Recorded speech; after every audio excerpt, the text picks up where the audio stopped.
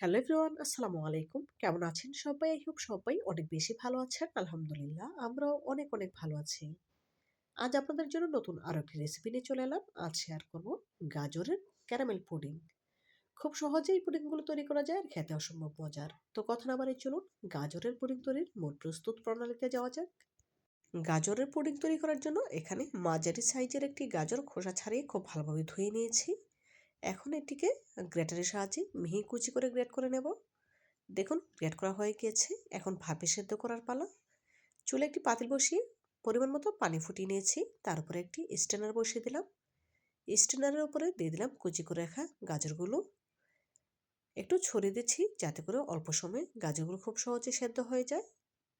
ঢাকা দিয়ে গাজরগুলো জাল করে নেব ঘড়ি ধরে 3 মিনিট। যেহেতু মিহি কুচি করেছি সেজন্য খুব সহজেই গাজরগুলো সেদ্ধ হয়ে গিয়েছে। চুলা থেকে নামিয়ে এখন ঠান্ডা করে নেব। দেখুন গাজরগুলো ঠান্ডা হয়ে গিয়েছে। এখন ব্লেন্ডারে জারে তুলে নিয়েছি। গাজরের পেস্ট তৈরি করার জন্য দিয়ে দিলাম 3 টেবিল চামচ লিকুইড দুধ।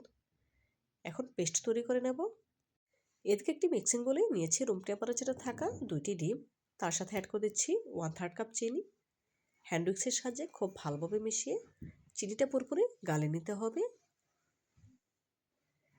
দেখুন চিনিটা যখন পুরোপুরি গলে গিয়েছে তখন এর সাথে অ্যাড করে দিচ্ছি মেজারমেন্ট কাপের 1 কাপ ঘন দুধ। 1 লিটার দুধ জাল করে আমি 1 কাপ করে নিয়েছি। এখন ডিম চিনির সাথে খুব ভালোভাবে দুধ মিশিয়ে নিয়েছি। দিয়ে দেব 1 চিমটি পরিমাণ এলাচ পাউডার ফ্লেভারের জন্য। এলাচ পাউডার দেওয়ার কারণে ডিমের যে গন্ধটা আছে সেটা চলে যাবে। আপনাদের হাতের কাছে এলাচ পাউডার না থাকলে দুধ জাল করার সময় 2টি আস্ত এলাচ দিয়ে দুধ জাল করে নিতে পারেন। এতে করে খুব সুন্দর ফ্লেভার ছাড়বে। গাজরের পেস্ট আমি করে রেখেছিলাম। সেখান থেকে 1 কাপ পরিমাণে গাজরের পেস্ট নিয়েছি। দেখেই বুঝতে পারছেন। হ্যান্ড উইক্সের সাহায্যে খুব ভালোভাবে নেড়ে মিশিয়ে নিচ্ছি। দেখুন হ্যান্ড উইক্সের সাহায্যে খুব ভালোভাবে নেড়ে মিশিয়ে নিয়েছি। দেখেই বুঝতে পারছেন। এখন এই মিশ্রণটা সাইডে তুলে রাখবো।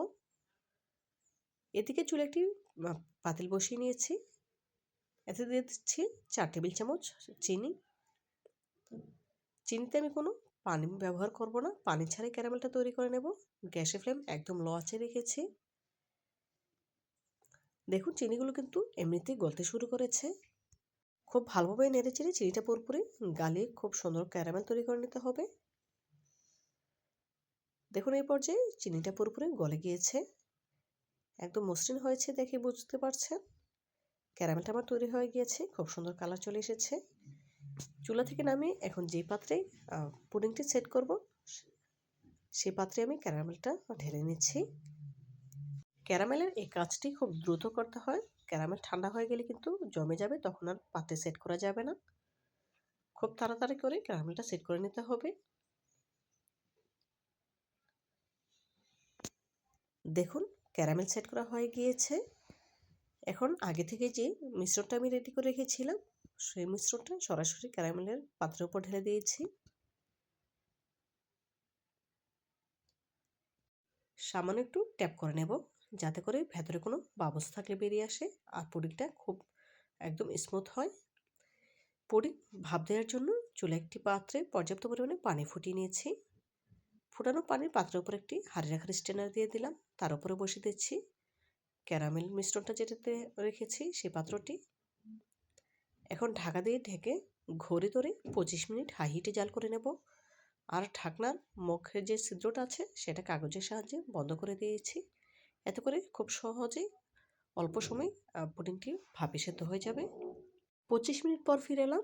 দেখুন পুডিংটি আমার তৈরি হয়ে গিয়েছে। এখন একটি কাঠির সাহায্যে চেক করে নিচ্ছি।